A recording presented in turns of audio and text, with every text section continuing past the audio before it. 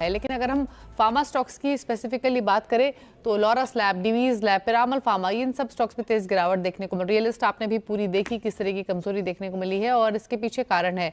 दरअसल अमेरिका में biosecure act में सख्त कदम वापस लेने का फैसला किया गया है।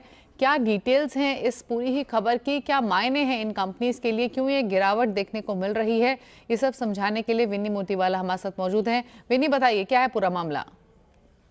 बिल्कुल, आज सीडीएमओ स्टॉक्स फोकस में है। थोड़ा नेगेटिव डेवलपमेंट आ गया बिकॉज ये बायोसिक्योर एक्ट जो था वो डिफेंस बिल में जो डिस्कशन चल रही थी वहाँ पे छूट गया है, तो ये एक थोड़ा पॉजिटिव बन जाता है। वो चाइनीज़ बायोटेक कंपनी, वहाँ पे 5 कंपनियाँ थी जिस पे ये रिस्ट्रिक्शंस मेजरली जो सप्लाई करती है इनोवेटर्स को यूएस में, उन पे इम्पैक्ट आ जाता था और ये चाइनीज़ कंपनी के लिए थोड़ा विन हो जाता है। तो इंडियन फार्मा कंपनीज जो है सीडीएमओ कंपनीज, जिसके लिए ये बायोसिक्योर एक्ट लॉन्ग टर्म में काफ़ी पॉजिटिव हो जाता था बिकॉज वो फेज्ड मैनर में यूएस की कंपनियाँ चाइनीज़ पे डिपेंडेंसी कम कर लेती थी।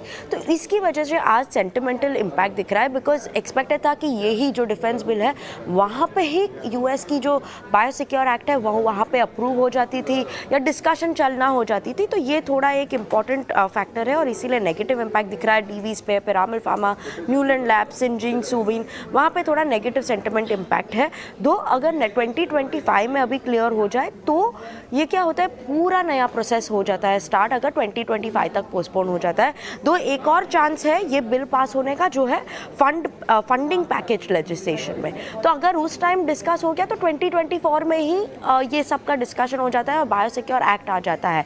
पर 2025 में आ जाता है तो थोड़ा डिले हो जाता है और ये लॉन्ग टर्म वैसे भी बात चल रही थी, जैसे मैंने बताया 5-7 ईयर्स के बाद ही ये फेज बैनर में इंडियन कंपनीज को ज़्यादा बेनिफिट होना मिल जाता था, तो इसकी वजह से थोड़ा नेगेटिव इम्पैक्ट दिख रहा है आज।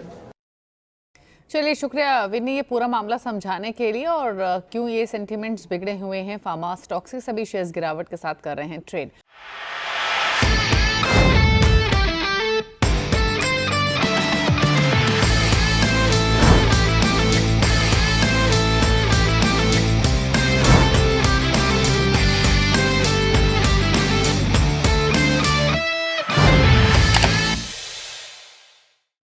बता दें कि मनी कंट्रोल पर दिए गए विचार एक्सपर्ट्स के अपने निजी विचार होते हैं।